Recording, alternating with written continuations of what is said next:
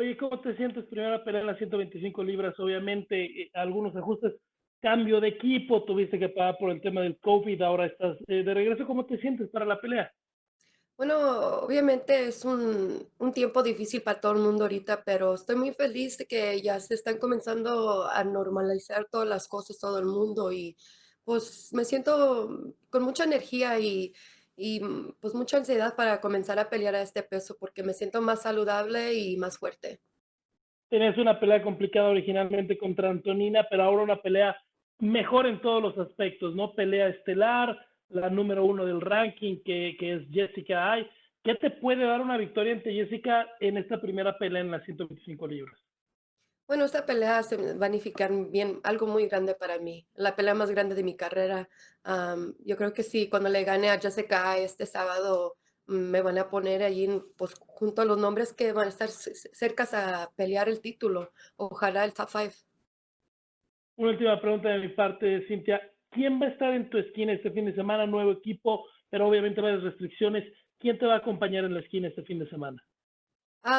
Este sábado me va a acompañar mi coach, Ron Kessler, y dos personas de mi equipo. Perfecto, Cintia. Muchísimas gracias y mucha suerte el sábado. Gracias a usted. And we will take the next question from Damon Martin with MMA Fighting. Hey, Cynthia, obviously this is a big opportunity in your first flyweight fight. You were going to fight Antonina Shevchenko, and now you're getting Jessica Ai in a main event. What was your reaction when you not only got the name, but also found out you're going to be in a main event in your flyweight debut? Honestly, I was really excited. I was a bit surprised. It's one of those things where if you don't ask, you're not going to get it. So, I was wanting to get a fight lined up, hopefully more so, not in such a short notice, but in July because the gym had just gone opened up again through this pandemic. And I was noticing that everybody was getting matched up, in the flyweight division. And I was like, man, especially at my fight had got canceled originally with Antonina. I was like, who's available? And there was only like two people available, and one of them happened to be Jessica I. So I shot my manager a message and I said, hey, does Jessica have anything lined up? She doesn't. I would love to fight her in July. And he's like, oh, let me check. And then they came back with, well, how about main event in 3 weeks? I'm like, holy crap. I was like, okay, yes. So it's just one of those opportunities you just do not say no to. So I'm really excited. I was surprised with the main event slot, but and even so, I know that it's like kind of a bit of a risk for Jessica Ida, take a fight with somebody who's at a lower rank. What does it say, though? I mean, not that the odds are going to tell you how the fight's going to play out, but the odds are very even going into this fight. I think it's literally a pick 'em. I mean, what does that say about you and your skill set that you bring into this? That you're facing the number one ranked flyweight on your debut, and most people believe this is a toss up.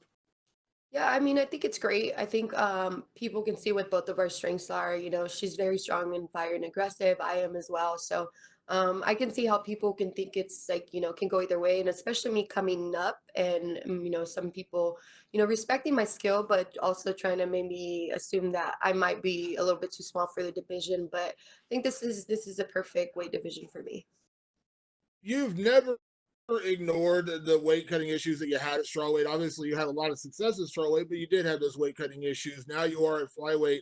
Kind of a two-part question. How much better do you feel that you're not, going through a weight cut right now, or at least as severe as a weight cut? And do you feel like flyweight will be your permanent home, at least for the foreseeable future?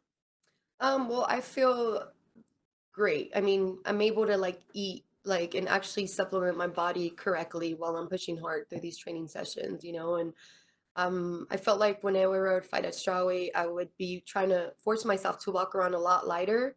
And it was very difficult for me because towards like maybe the 2, 3 weeks going like leaving left in the camp, like I feel weak. My confidence kind of goes low because I feel like normally my training partners that don't push me around can push me around, and it doesn't feel that way at flyweight. At flyweight, I can push hard all the way to the end of fight camp. So, um, it's I'm definitely planning to stay here for a very long time. I will, of course, though, go back for the right fight. I will definitely drop down to strawweight if the right fight presents itself. But for now, flyweight's my new home. And last question for me. I know you've had a bit of switch in training. You previously had worked with Justin Buchholz and worked a little bit with Team Alpha Male, worked in Sacramento. And correct me if I'm wrong, but you were working at AKA, right, for this camp? Correct. I went back home to my hometown, San Jose, California. I was born and raised, and I get to spend time with my family, and I get to train at one of the best gyms in the world. So it was a no-brainer to go back there and train there, especially during these difficult times. So how much did it mean working? I mean, that gym is phenomenal when you think about, obviously Javier Mendez, Daniel Cormier is a coach there, tons of great fighters. I mean, how much did that add for you going into what we have to imagine is the biggest fight of your career against, the number one ranked flyweight? Yeah, I mean, it was great, but it's also a little bit different because the gym is closed, so I don't really get to see a lot of the people there.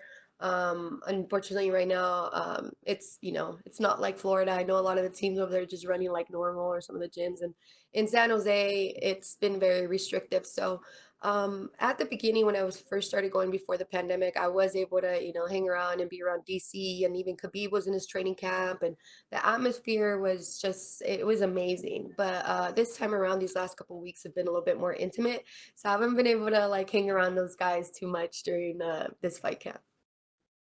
Thanks, Cynthia. Yeah, thank you. And we will take our next question from Carlos Contreras with Milenio Diario. Hola Cintia, ¿cómo estás?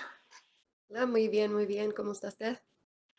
Pues quería preguntarte qué se siente ser estelar en un evento como este. Obviamente fue una sorpresa, muy poco aviso, pero mucha gente te va a ver y es una oportunidad muy grande de demostrar que puedes ser un aspirante a pelear por el título en esta nueva división, ¿no? Sí, no, es un sueño, de verdad. Tuve mi última pelea fue muy dificultad con el peso y no la había ganado, fue un draw y pues no esperé agarrar una oportunidad así, especialmente subiendo de peso, pero ya que estoy aquí estoy bien feliz, bien emocionada y no puedo esperar para este sábado. Eh, Aunque son strikers muy diferentes, tanto Antonina como Jessica Ay basan mucho su pelea en el combate de pie. Obviamente tienes mucha ventaja en la lucha, pero ¿estás dispuesta también, si es necesario, a intercambiar con Jessica arriba? Sí, claro que sí. Lo que me gusta de esta pelea, ella no va a estar tan más alta que yo. Creo que con Antonina es una peleadora que pelea Southpaw y es bien alta. Entonces el nivel de estilo de pie era muy diferente. Yo creo que con Jessica voy a poder entretener la pelea en el pie, pero obviamente lo voy a querer bajar al suelo para terminarlo más pronto. Llegaste a estar muy arriba en tu división anterior, King, y pensábamos que tal vez era una pelea de pelear por el título, y esta oportunidad no pudo ser mejor, ¿no? Porque vas a pelear contra la número uno del ranking y una victoria pues te daría la oportunidad de pedir a Valentina, pedir una oportunidad al título acá en tu primera pelea de la división. Sí, no, pues sí, como le digo, estoy sorprendida, pero estoy muy, muy feliz de que pude cambiar de división y subir y más o menos seguir de donde dejé en otra división, exactamente como los rankings. Me había quedado ahí como en los 10, en el ranking número 10. Subí a un tiempo a número 6, entonces regresar ahí más o menos es donde, pues, es donde quiero estar y yo creo que merezco estar ahí. Entonces con esta pelea voy a llegar aquí en esa división. Finalmente, Cintia, quiero preguntarte cómo te ha recibido American Kickboxing Academy, AKA, con Javier Méndez y todos los mexicanos que están por allá, que seguramente ya pudiste platicar con algunos. Sí, no, pues allí es donde son mis raíces que nací, allí en San José, California, hay muchos mexicanos americanos y pues todos los conocemos, entonces cuando sabían que iba a regresar, todos estaban felices, apoyándome y pues todo está sirviendo muy bien, creo que hice el choice correcto. Gracias, Cintia. Buena pelea. Gracias. And we will take our next question from Ron Kruk with the final round. Hey, Cynthia, thank you so much for the time. Pat Miletich and I called your one and only fight in the LFA, Cynthia. I'd quickly like to talk about your time in that organization. You get the one win in the LFA, and the UFC comes calling quickly and signs you. Could you talk about how that fight in the LFA helped prepare you for the UFC? Yeah, I mean, absolutely. LFA, I think that was their first show when they were combined. They're originally RFA and Legacy. So we always knew that that was like a stage for like, you know, a UFC feeder. Some of the best fought there before getting into the UFC. So I knew that if I made a good showcasing for that one, that I would be under the UFC's radar. And you certainly were. It was only your third professional bout. You earned the TKO win over Montana De La Rosa. And as I said, signed immediately after by the UFC. What do you remember about that fight against De La Rosa? I was really excited. I think I was just overall, I'm a very confident person because of, you know, the team and the training partners that I have or had at the time too. They're all high level. And so I went in there with, you know, just I don't know, it was great. It was great to be able to fight someone, you know, with a good wrestling base. I knew she was an amazing fighter as well. She was going to be tough.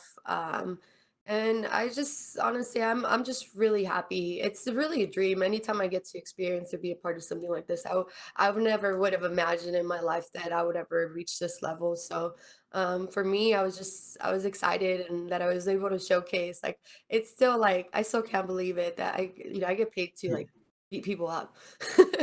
So, It's been a cool and fun journey to watch. One quick question about the main event as we look at this fight. Where do you feel you have the biggest advantage in this bout with Jessica? I think for sure, I mean, my biggest advantage against anybody would be my ground game, but I think overall, you know, because I'm not going to have such a harsh weight cut, especially it being short notice, um, I'm going to, you know, have the endurance, I'm going to have the speed. I feel like I'm going to be more athletic, so, you know, I'm going to be able to keep up the same pace. Fantastic. Thank you, Cynthia. Thank you. And we will take the next question from Alfredo Bush with Clara Sports.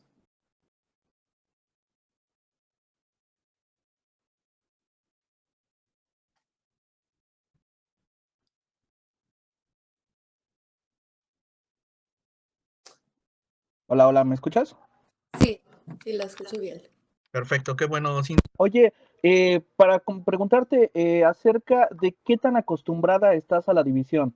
Es decir, una cosa es que cambies, que vayas hacia arriba, pero qué tan acostumbrada estás a poder pelear en 125. No, pues yo comencé en mis días de amateur, peleé unas peleas a 135 y luego las demás fueron a 125.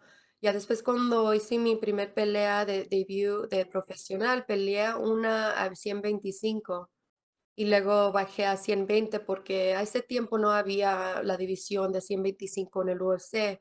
Entonces dije, pues voy a tener que hacer así más, obviamente más estricto con la dieta y pues me sentía un poquito más débil, pero dije, voy a hacerlo porque es la única división y mi goal, mi último goal es llegar al UFC. Entonces, la segunda pelea fue a 120, la tercera a 115 y luego entré al UFC. Entonces, ya después de, muchos tiempos y ya que me ha sido difícil tratar de seguir peleando ahí, creo que es tiempo para regresar donde yo creo que merezco, yo tengo que pelear a 125 porque el 115 era muy difícil para mí para cortar ese peso. Y justamente el que te sientas mejor ahí, que tengas más fortaleza en ese aspecto, incluso mentalmente, ¿qué tanto te da una ventaja sobre Jessica en este caso para la pelea de este fin de semana? Sí, pues es una ventaja grande porque cuando unos cortan mucho peso, tienen miedo que a lo mejor se van a cansar o le va a afectar en la pelea. Y pues es algo que yo no me voy a tener que preocupar. Voy a poder pelear, 5 rounds fuerte, porque igual como si fuera otro día de entrenamiento. No voy a estar sufriendo. Esta semana he comido muy bien, entonces me siento mucho más mejor y creo que esto es lo que me va a ayudar más a mí. La última de mi parte, el cambiar, el que te llegue todo de repente, ¿no? En medio de la pandemia, pero que tengas un main event y que además sea una pelea que no sea de 3, sino de 5 rounds. ¿Cómo te hace sentir que además el UFC haya pensado en ti para decir, bueno, no importa, vamos a ponerla en esta contienda? Bueno, es una oportunidad que no puedes, que tienes que tomar. No la puedes negar. Yo al principio quería pelear en julio porque especialmente durante el pandemic se habían cerrado los gimnasios, pero ya que los abrieron y pues yo estuve entrenando afuera del gimnasio para estar lista en caso de cuando abrieran, pero No, la verdad, yo estoy bien emocionada, feliz. Yo creo que sí es algo que vamos a tomar, que es algo de que es 5 rounds en vez de 3 rounds, pero ella está en el mismo lugar que yo. No es como si estoy yendo contra alguien que no está yendo por un pandemia que no le ha afectado a ella, porque yo sé que también también What time entraron do you al get? gym. Ella no sabía, no tuvo mucho tiempo para entrenar, entonces todos estamos como pues en el mismo lugar tratando de hacerlo mejor en este tiempo. Perfecto, muchas gracias, que te vaya muy bien. Sí, gracias a usted. And we will take our next question from Gabriel Gonzalez with Cage Side Press. Hi, Cynthia. Quick question. Training out of AKA, do you know if Daniel Cormier is commentating this week? I'm not sure. I don't think he is, but I'm not sure. I ask because with no fans, people have talked about, oh, they can hear Cormier, he's the cheat code and everything I else. I would would ask you, would you, had an extra corner there. I was going to say, if he was, or do you feel like you would take advantage of that to kind of listen out for him if that were the case? But I'm gonna be listening to everybody. I'm gonna listen to commentators. I'm gonna listen to her team, so I know what the heck is coming, But obviously, and it's funny because uh, that's something that I've done in other previous fights. I mean, I've never fought when there was no crowd, but obviously at a smaller venue, and I can hear their corners. So I remember just almost listening to their corner, knowing what's gonna come before, listening to my corner. So I'm excited. I'm excited to see what that's gonna be like. I think it's gonna be a game changer for sure. Can you talk about your personal experience this week? Obviously, you go through all the things, the testing, they have you isolated. Can you just talk about how that's been for you personally and just the mood? I mean, it's been honestly very different from other fight weeks, that's for sure. Especially here in Vegas. I don't think I've ever seen Vegas, so down. It's always so vibrant, people everywhere going crazy. So it's definitely been more chilled out, more security. So we're taking extra precautions. The UFC's been doing a great job to make sure that we're taking care of and that we're safe, and we don't got people coming in and out. And it's been going great so far. We're dealing with it the best way we can. I'm so happy that that we're able to come back. Especially during this time. I know a lot of people can't work, so I'm extremely happy that the UFC's been able to make this happen. You've talked about your experience against now current UFC flyweights in the past, and I want to ask you about one of them because Joanne Calderwood, who's going to be fighting for the title. I mean, this is now your division. How do you see that fight going with JoJo and Valentina? I mean, I think it's gonna be a lot closer than what most people think. I feel like Joanne Calderwood has made a lot of improvements since moving here to Vegas, and I think it's going to be definitely a more difficult fight for Valentina. But right now, I really don't see anybody giving her, a tough time right now as far as the top five. As an athlete, this is a big fight, obviously, former title challenger, main event on ESPN.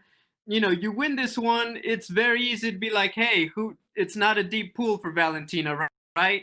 How do you, as the athlete, stay focused, make sure you're treating Jessica Eye with the respect she needs, and not get too ahead of yourself when you know the situation in flyweight? Yeah, I never look ahead. I mean, ahead of what my, opponent. For me, whoever I'm fighting, they're gonna be, the toughest opponent that I have to date. I don't look past that at all. I understand that she's the number one ranked fighter and where this could take me. But I'm a fighter. This is what I'm here for. But I never look past my opponents. Right now, the only thing I'm worried about is Jessica Eye. Perfect scenario, get a big victory on Saturday night. Some parts of Vegas are opening up, some have not. Have you thought about how you would celebrate if you can? Sorry, what? Have you thought about how you would celebrate if you can? Oh, how I would celebrate if I don't know. I'll still probably like eat pizza or something. So hopefully I could still find pizza after my fight. That's always like my main thing, pizza and gummy bears. What are the toppings for your pizza? What's the Yeah. fight pizza look like? I'm sorry. Oh, man, I can do like pepperoni with pineapple and jalapenos. It sounds good. That's pretty good.